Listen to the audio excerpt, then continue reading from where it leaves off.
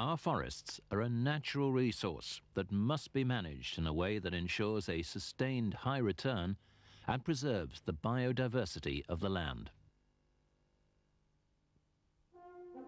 These words form the introduction to the new Forestry Act in Sweden and underline the value we Swedes attach to our forests.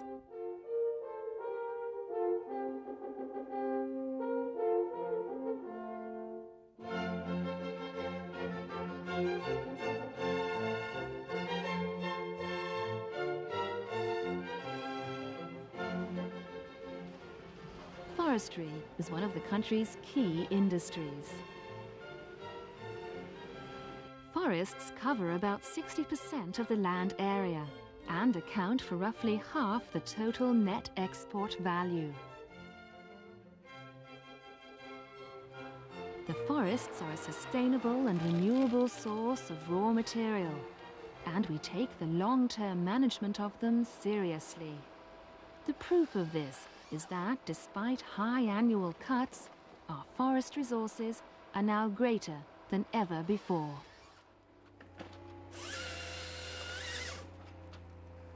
Harvesting of the valuable timber inevitably impacts on the environment, so it's important that all operations are performed with consideration to the biodiversity and other ecologically important aspects of the land. Pine and spruce are the dominant species in Swedish forests. They're ready for harvesting when they're between 80 and 120 years old. Before logging takes place, however, conservation and reforestation have to be planned.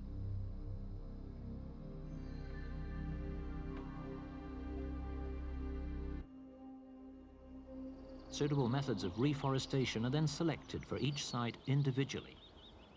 Natural regeneration under seed trees is used whenever possible.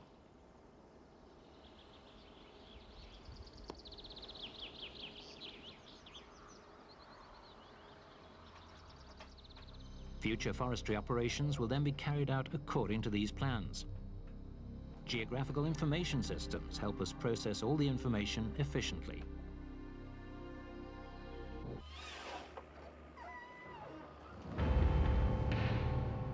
Most final felling is done by means of two-grip harvesters.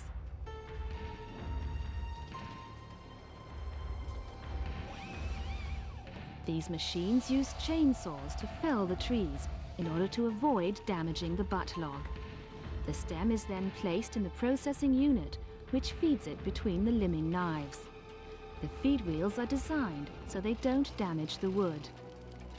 As the stem is fed through, the length and diameter are measured.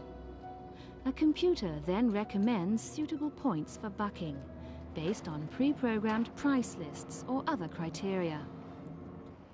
The operator either accepts the computer's recommendation or selects a different point, on the basis of his own visual assessment of the stem. The computer records full details of the wood processed. At the end of the shift, the operator can obtain a computer printout of the data.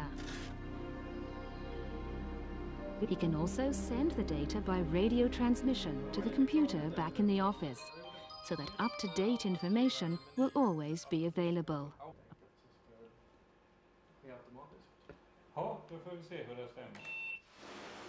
This permits effective control of the wood flow, and supplies can be easily adjusted to suit the particular needs of the customer.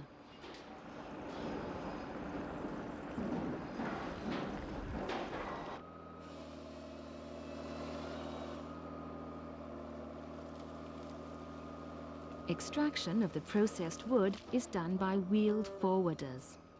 These machines can carry payloads of up to 15 tons, so extraction costs are relatively low. This also reduces the need for dense road networks.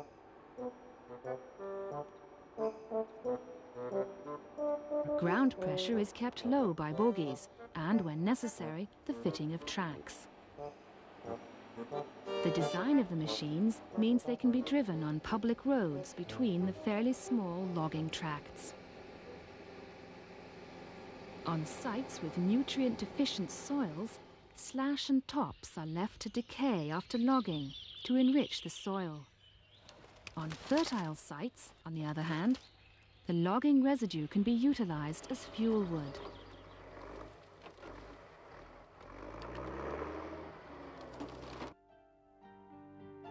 After final felling, we are legally bound to ensure that new forest is established to replace the old. How this is to be done is planned before the stand is harvested. In pine stands on dry soils, a dense new growth will emerge if the old stand is thinned out.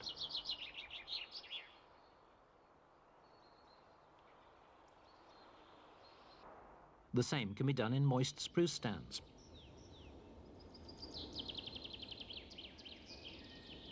Under spruce and hardwood shelter trees, a healthy young stand is regenerated. The existing flora is preserved, and we avoid the rapid, undesirable growth of grasses and hardwood thickets on the cutover.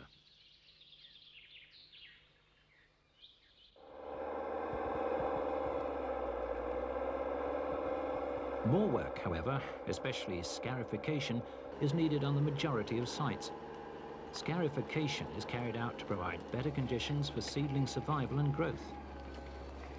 It involves exposing the mineral soil and leaving it in small mounds.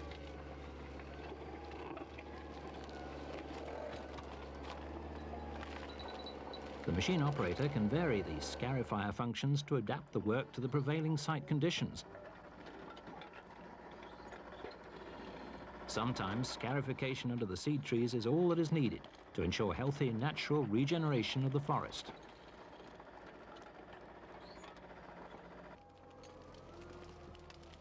On wet soils, which are often prone to frost and a heavy ground cover of grasses, larger mounds are needed for the seedlings to develop satisfactorily.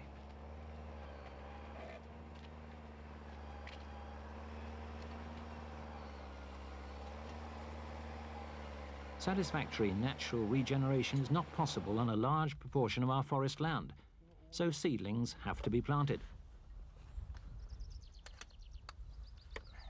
Every year, we plant about 500 million seedlings, mostly of container type.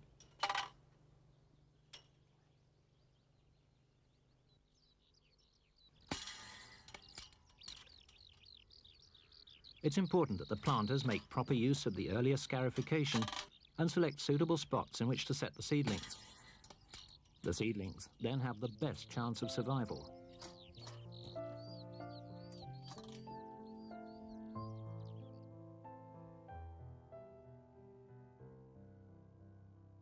When the stand is about 10 years old, it's time for the next operation: cleaning or pre-commercial thinning. Competition is now so intense among the young trees that their future development is threatened. The forest worker shapes the future stand by selecting the trees to be left and removing the others. After a few more decades, it's time for the next operation. This time, one which involves harvesting the first crop from the stand. Now the trees are bigger. They need more light and nutrition, which in turn means more room for the crowns and the roots. So the stand is thinned out. An increasing proportion of the thinning work, however, is done by means of purpose-built single-grip harvesters. The most widely used type is that which operates from the strip roads, which are spaced 20 to 30 meters apart. The harvester unit is mounted on the end of the boom, which can have a reach of up to 10 meters. The unit fells the trees and then limbs and bucks them in one operation. Obviously, all the trees in the strip road are harvested, but so are the trees standing between the roads.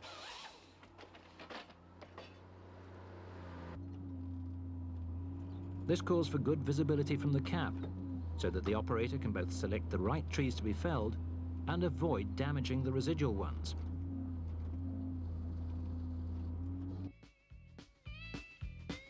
After felling, the timber should be transported as soon as possible to the mill for conversion.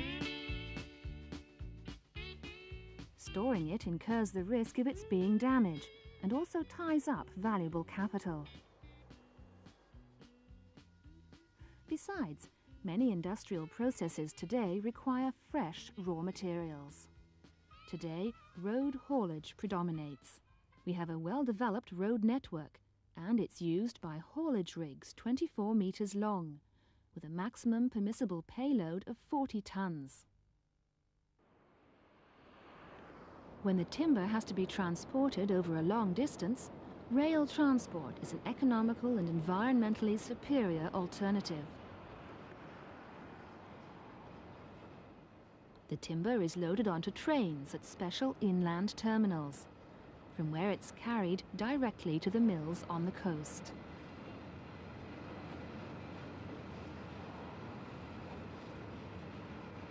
Such an extensive haulage network obviously needs a suitable system of management. Information on the volume of the different assortments of timber extracted is processed by computer. The computers also contain particulars of what the mills want. Haulage rigs are then directed to the relevant collection points and destinations, and the work done is recorded. Radio communication systems and geographical information systems then provide up-to-date information to the transport manager. Thanks to the efforts of a dedicated and skilled workforce, the Swedish forestry sector has doubled its forest resources this century, proving at the same time that this can be achieved through profitable, sustained yield forest management. The major challenge today is to safeguard the biodiversity of our forests for future generations. We're pleased to say that we have already come a long way towards achieving this goal as well.